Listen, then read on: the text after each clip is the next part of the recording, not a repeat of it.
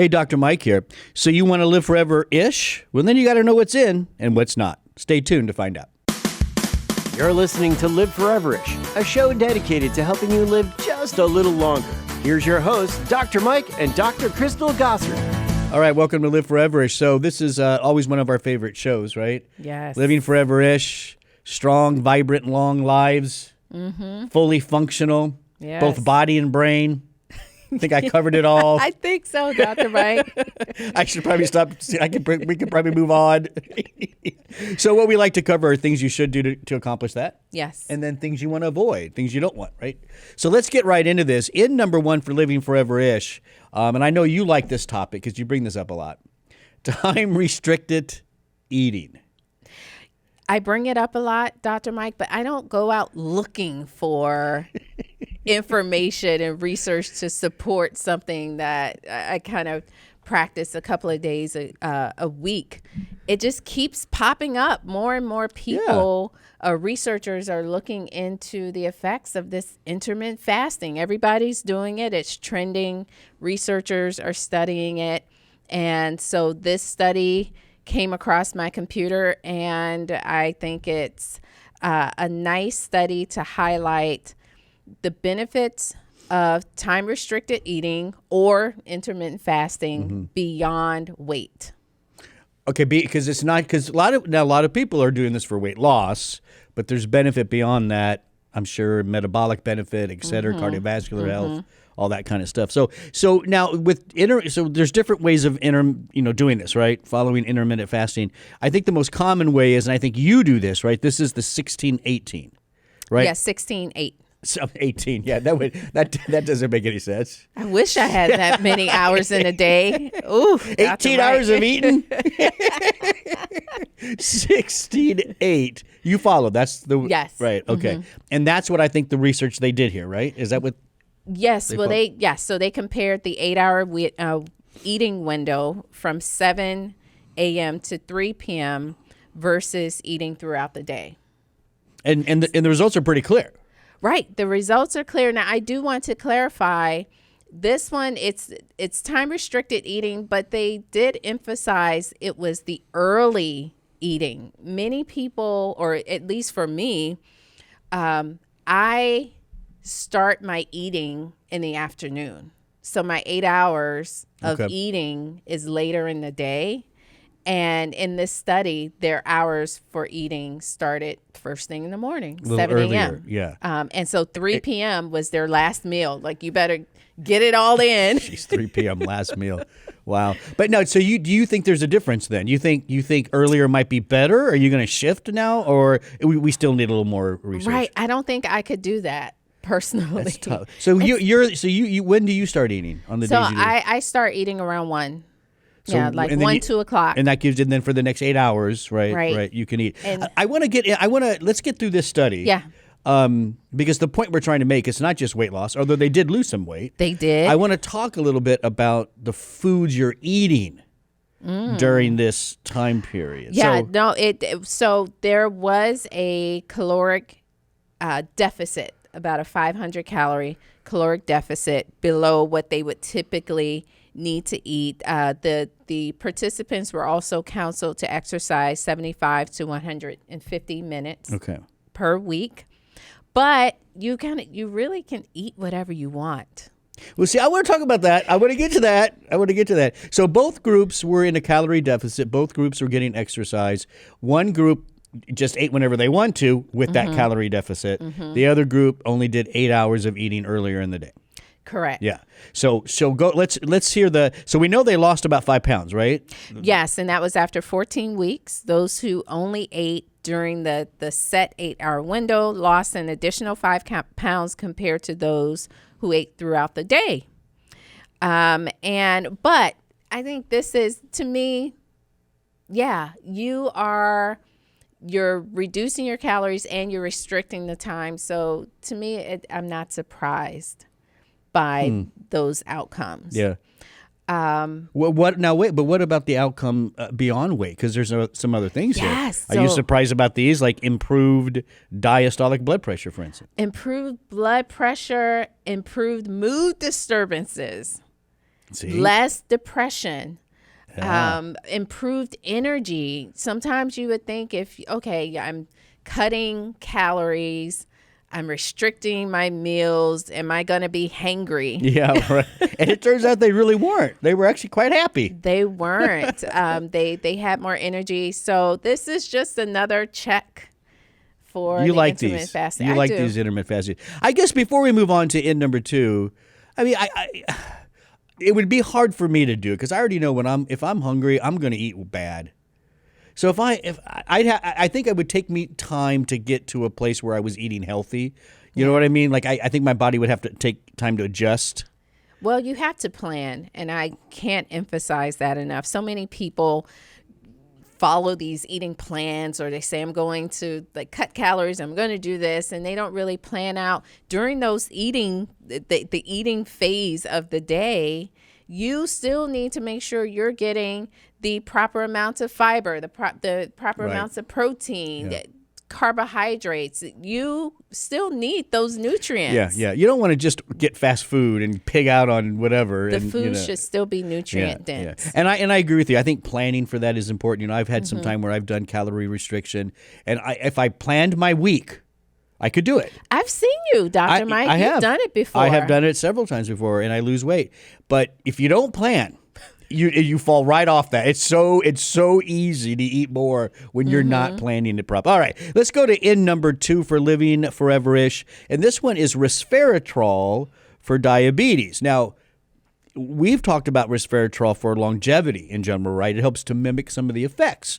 Speaking of calorie restriction, Yes. right? Resveratrol mimics calorie restriction, activates those anti-aging genes. So we've talked about that. Now we're saying it's also good for diabetes. Tell us about that. Yes, and we know that in 2017, it was estimated that 425 million people worldwide are suffering from diabetes, and it's expected to increase to 629 million by 2045. And it's not, I hate to say this, it's not just, that's staggering, right? That's staggering. But you know the cost? The healthcare cost of that? Right. I mean, probably in the trillions. Yes. So the study that we're highlighting was published in Complementary Therapies in Medicine in June of 2022, randomized controlled trial. They just wanted to see, the researchers, the effects of resveratrol supplementation on glucose. They also looked at oxidative stress, inflammation, and all of these individuals were on diabetes medication, and all they did was add in 200 milligrams of resveratrol. Yeah. Now, was this? There's two forms, right? There's trans and cis. I'm assuming this is the updated trans. It was form. trans, Yeah, yes. Okay. Yeah. Just for those listening, that's the trans resveratrol is the one you want to take. Right. 200 milligrams trans resveratrol, 24 weeks. They took that, the 200 milligrams, and they measured fasting glucose, insulin, hemoglobin A1C. What's really nice, they measured C-reactive protein, markers of and marker for inflammation, TNF alpha, another potent pro-inflammatory mediator in the body, and overall, there was a reduction in glucose. Models for insulin resistance improved. C-reactive protein improved. So it reduced inflammation, managed the glucose. The cells are taking in that glucose better. So this is an easy add-in. Easy add-in, not very expensive, no side effects. No side effects. At least in this trial, right? None were reported. Right. I mean, isn't it nice when nature just shows us the way? I know, Dr. Mike. I read this, and I'm a fan of resveratrol. I don't take it every day. I keep it. It's in the wings. It's the only supplement my dad would take. Remember I told you that? Oh, I didn't know that. Yeah, I told you that he called it the red wine supplement. Oh yes. Okay. You And did that's tell why me he took that. it. Yeah. I tried getting him all kinds of supplements. He goes, well, I'll take that red wine one. All right. And I got it from, I don't even know if he actually took it. All right. Let's go on to in number 3. Now, this one may take a little, we may have to explain this one a little bit, what's going on here, right? All right. So in number 3 has to do with stroke patients and branched chain amino acids. Now, obviously, to live foreverish, we've talked about ways to avoid and prevent stroke. That's obviously key here. But what we're saying is that if a stroke does happen, branched chain amino acids could play a big role in recovery. Is that correct?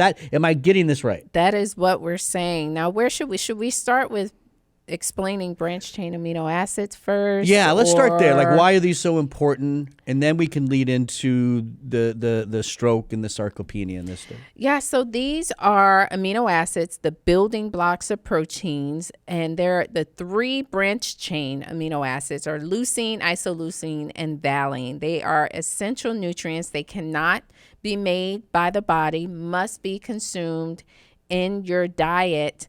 And what's nice about branched chain amino acids, they kind of are not broken down or metabolized in the liver. They enter the bloodstream directly, taken up into muscles. Right. Yeah. And so they can have an effect on muscle energy, repair, muscle growth very quickly. Yeah. They have a very powerful effect. Better than the non-branched chain amino acids, because they're getting metabolized in the liver and all that kind of stuff. Yes. These guys get right in there and work. Absolutely. All right. So that's your branched chain amino acids, right? And now how is this relating then to this idea of helping in recovery of stroke? Well, whenever you experience a stroke, there are brain lesions that can form, and it causes various neurological defects, functional impairments. They activate a catabolic pathway that leads to loss of muscle. Okay. So this is what's happening after a stroke. Right. Okay.